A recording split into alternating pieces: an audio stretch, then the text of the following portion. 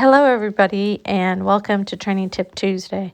I'm Courtney Cooper. I'm a 5-star event rider, owner of C Square Farm, and a partner in Excel Star Sport Horses. Today, we're going to be talking about starting the young horse and how we bring them along and what we do to make them successful. I've been fortunate enough to work with a lot of people on young horses, and so my style is a mixture of American and European methods. This is one of our homebreds. This is the Sorcerer's Star, or otherwise known as Harry Potter. And he is a big, gangly 3-year-old standing at 17.2 currently. So you've started to see here we're lunging. We're going to talk about that. And long lining. Prior to this, he would have spent 2 or 3 days in the stable with a bit in his mouth, no reins, a bridle with a bit on, no reins, and then a saddle on him, just to get used to having something on him and to be able to mouth in the bit. Obviously, we would do that just with a regular cavesson so that he could continue to drink water and munch on some hay, and we'd leave it on actually for a couple hours. We have a saddle that we use specifically for starting the young horses, and so it's banged up and it can take a lot of abuse. So then what we do is we get the horse and we do some lunging. I'm not a huge fan of doing a lot of lunging on a young horse because I think going around in 20-meter circles isn't necessarily what they need, both for their soundness and their limbs and also for their mental stability. And so I'll just get them used to lunging in both directions, and so that they're used to going left and they're used to going right, and I have a feel of what they're going to do. And then what I do is I drive them. This was the first day that we had Potter out driving, and so I had one of the girls that helps me go ahead and help me put driving reins on. And once I put driving reins on, I run them from the bit through the stirrup and then around the back of the horse. And you'll notice I'm driving here with 2 separate colored lunge lines. I think that's sometimes helpful for other people to watch and see. What you want to make sure when you're doing long lining or driving the horses is first and foremost that you're at a safe distance. Several people have gotten really badly hurt that I know long lining horses because they basically either got their legs caught up in the lines, or they got the lunge lines wrapped around their hands, or they were too close and they were kicked. And so you just want to be a little bit careful. The other thing you want to do is make sure that the line that's behind the horse, if you're on a circle, for example, is above the horse's hocks. Because if all of a sudden they stop or they start to pivot and the long line or the lunge line is below their hocks, you can actually turn them over, so it's quite dangerous. So you can see I've moved off of the circles. I always start them on the circles because they've already lunged. They usually have a good concept of lunging. And then I move out to long lining. And what I'll do is I will walk behind them in the arena. We'll walk past, you can see there are lots of scary jumps, and we'll walk past all of scary jumps. And then I'll start doing some turning exercises where you basically use the long lines like you would reins. And you teach them what it means to feel pressure on their mouth and what it means to yield to that pressure. Depending on the animal, I might do this for a week. I might do this for a month. I might end up going around the farm. It really depends on the individual and what I think he needs. But as long as they're working well, I can drive them and I can sort of pick up where I was the day before. Then that's about the time that I figure that we're going to go do something else. And so you can see Mallory, who works for me, is helping me undo the long lines. It's always helpful the first few times to have someone who can take the horse's head and as you walk up from behind them so that they don't get spooked. Again, you're not in a dangerous situation. And then you can see that we're just undoing the long lines,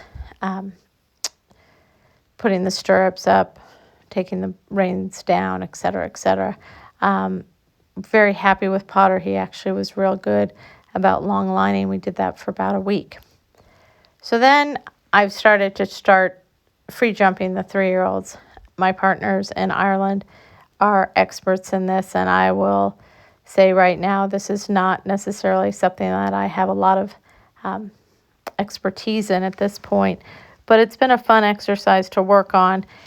And first and foremost, with young horses, what you want to do is always keep them confident, because we're trying to develop them into individuals that have character, but at the same time are careful and understand the building blocks of the work we're doing with them. So when you do a jumping chute, you want to set it up so that the horse goes into the jumping chute, that they have basically a wall set aside. And you can see here that we started just with a pole on the ground, and then we built it up to a slanted rail, and then a cross rail, and then a combination of fences. The one thing that we had a hard time with Potter is he's quite a big horse, and you can see here that the distance almost looked a little too short, and so we've played with it over a couple of days. These are 2 days of free jumping, and you can see that the second day we start again with the idea of just having a single pole and then working it back up. And he's starting to get the idea a little bit better. What I love about him is that he tries real hard to use his head and neck and use some natural balance. And he's getting better and better, and it would be the type of thing that we can certainly do more of this. So after we did that for a couple of days, we started riding him. And the way I start my horses off being ridden is we'll lie across them in the stable, make sure that they're good with the weight there, and then we'll come out to the arena. Unfortunately, I don't have a small arena, so we use the main arena. And you can see here, this is Cassie, another young lady who works for me. And so what we would start with, and I don't have videotape of this because it was just Cassie and me on this day, is she'll get on and we use a mounting block for Potter because he's so tall. And she'll put her foot in the stirrup, keep her knee bended so that if she needs to jump off, she can. And basically she goes and puts weight. First she lays across the horse outside, then she puts weight in one stirrup. We walk around a little bit, then we go ahead and swing her leg over. I stay at the head of the horse and then walk the horse a little bit, walk Potter up a little bit, and then gently have her sit down, take contact with the ring. The first few times she did that, I would walk with her on a lunge line around the arena, and then I'd unsnap it and just walk alongside the horse and then let her take away from there. And then you can see that he was a very good boy. We did some walk, trot, and even some canter. And then this video is Reese Rushing, who works for me as well. And she is working with him, and this is about 10 days later, probably about 6 rides later, and she's doing some walk, trot, canter. He's starting to get the idea of coming into a frame. Again, the one thing you want to do is keep the horses confident and moving forward. And like, for example, when they pick up the canter, I don't necessarily mind if they pick up the incorrect lead. You can see here she's going to the right but picks up the left lead canter. It's all about just him understanding his cues. We can certainly work on, being precise and how to pick up the correct lead. But he does actually have a beautiful counter canter, and that will be of good use to me in a few years when he's going preliminary. But for right now, it's not a huge concern to me that he's picking up the incorrect lead, because I know he can pick up both leads and we can work on all the detail work later. But you can see he's round and he's soft. He's giving in his mouth. He's able to be kicked on. She's starting to teach him how to go in a frame. So those are all really great things.